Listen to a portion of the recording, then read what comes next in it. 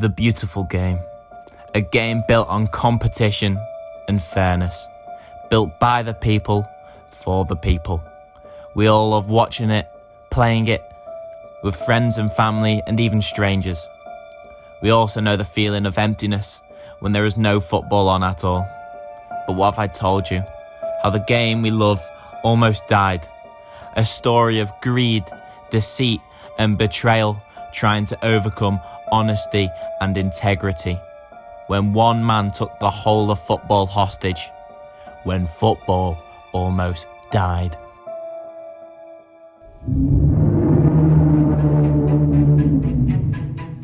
Well, it appears this proposal of a European Super League, which poses an existential threat to football as we know it, is going ahead. The planned league was to run in competition to the Champions League, a midweek tournament, a league made by the clubs for the clubs, putting them in full control of everything. It was proposed to be a 20-team competition, with 15 of them being founding members.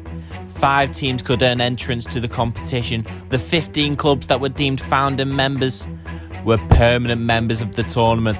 They could not be relegated. The thought being, no matter how bad they played, they had the right to be in the tournament due to being the big clubs. These founding members would govern the tournament, being in charge of who could sit at the cool kids table with them.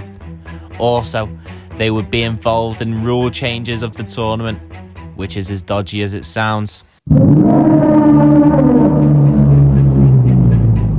12 clubs, 6 clubs from England, Liverpool, Manchester United, Manchester City, Arsenal, Chelsea, Tottenham, 3 clubs from Italy, Juventus, AC Milan, Inter Milan, and 3 clubs from Spain, Atletico Madrid, Real Madrid, and Barcelona. This was all led by Florentino Perez, president of Real Madrid and chair of the proposed European Super League. They embarked on a plan so outrageous it would unite fans from every club against them.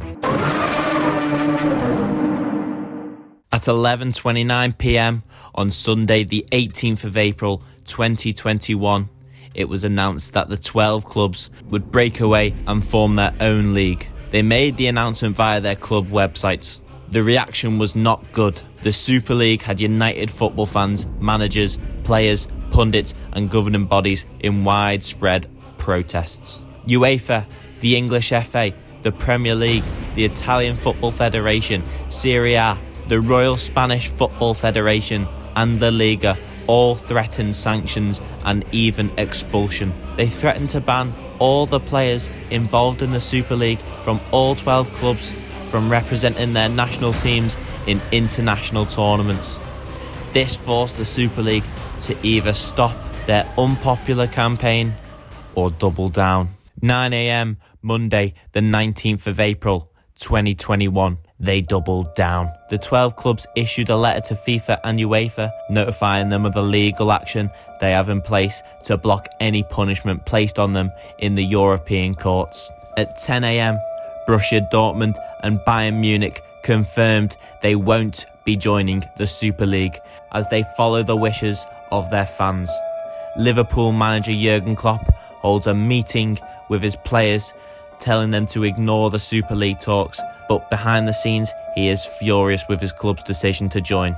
At 11:30, former Manchester United player Andre Herrera comes out and says the league will end dreams. Mesut Ozil, Arsene Wenger and Sir Alex Ferguson all come out against the league, but still no manager or player from any of the clubs involved have said anything publicly about the Super League. At 1:30 p.m, Chelsea manager Thomas Tuchel is the first manager to be questioned about the plans for the Super League. He says, "Trust my club to make the right decisions, and I think it's too early to judge everything." And At 1:49 p.m, Manchester United star Bruno Fernandes is the first player to come out against the Super League, saying on Instagram, "Dreams can't be bought." At 2 p.m, UEFA President Alexander Ceferin is furious about the Super League going ahead and calls the presidents of each club involved snakes and liars. And he further states, "I was a criminal lawyer for 24 years, but I've never seen people like that." And further says, "Football is not at all corrupt, just a small part led by greed and people who don't care about anything else."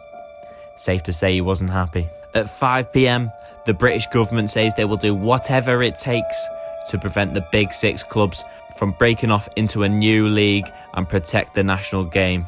An anonymous board member at one of the Big Six clubs tells Sky Sports this is not a civil war, it's a nuclear war. There are several board members at the Big Six clubs who are opposed to joining the new Super League, but they feel they don't have any power to stop it. 7 p.m, Liverpool are arriving at Ellen Road for their Premier League game against Leeds, but their team bus is chased by angry fans opposed to the Super League. Liverpool manager Jurgen Klopp says he does not want a Super League, and Liverpool midfielder James Milner says him and his teammates are against the Super League. Liverpool, a club built on their connection to the fans, are in direct conflict with them. 9 p.m, Gary Neville and Jamie Carragher spend all of Monday Night Football tearing into the Super League and why it would be awful for football. This cannot be allowed to happen. It will change football in this country forever.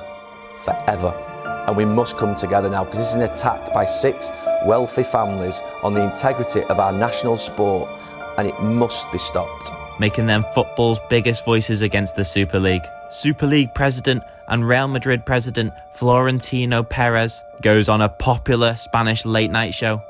The interview is a puff piece, and he insists that the Super League is needed to save football, and football will be dead by 2024 if the league does not happen. He says that any clubs that are considering leaving the Super League cannot turn back now, as they have binding contracts to the Super League.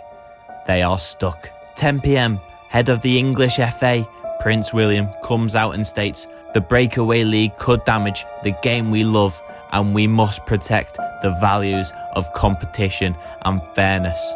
All the clubs involved keep their mouths completely shut, with Real Madrid's president Florentino Perez being the only one to have spoken out. Tuesday, the 20th of April 2021, 9 a.m, cracks are starting to appear. Manchester City and Chelsea are starting to have doubts. Gary Neville tweets, Manchester City are most likely to break. Liverpool are reportedly concerned about the amount of backlash they have gotten from their fans. 10 a.m, Everton Football Club come out and slam the self-proclaimed Big Six and insults their preposterous arrogance. Their owner, Farhad Moshiri, calls for a point deduction from the Premier League to each of the Big Six clubs.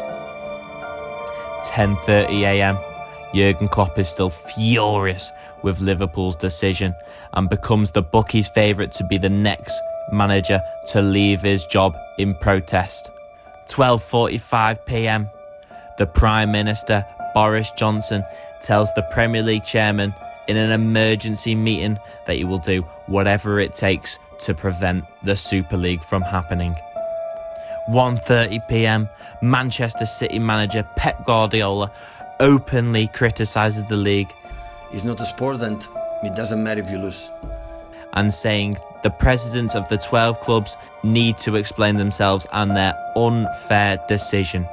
Manchester United star Marcus Rashford posts on Twitter Matt Busby's famous quote, "Football is nothing without the fans." Liverpool captain Jordan Henderson calls an emergency meeting between all the Premier League captains about the Super League. 4 p.m. All broadcasting companies, BT, Amazon, DAZN and Sky, distance themselves from the league and any talks of buying the TV rights. Grandson of legendary Liverpool manager Bill Shankly says he wants his statue at Anfield pulled down as the club have abandoned their own beliefs. 5:30, Chelsea fans launch a mass protest outside their Stamford Bridge Stadium. The crowd grows and the police cannot control the roadblock. They stop the Chelsea bus from getting to Stamford Bridge for the 8 p.m. game against Brighton. Legendary Chelsea goalkeeper and club director Petr Cech comes out of Stamford Bridge to talk to the angry fans to try and get them to let the team bus through. He says, "We will sort this out. Let the bus go in." The furious fans call their own club legend a traitor as they feel he has betrayed them. 6:48, news comes out that Chelsea have pulled out of the Super League, to the supporters' delight, resulting in a celebration from the previously angry mob. 9:23 p.m, City follow Chelsea out the door in an official announcement, leaving the Super League wounded but still alive. At 10:55, Liverpool, Manchester United, Arsenal and Spurs all pull out of the Super League. The Super League is left broken. 6 of the founding 11 have left. The next day, Juventus, Inter Milan, AC Milan and Atletico Madrid all pull out of the league, leaving just Real Madrid and Barcelona.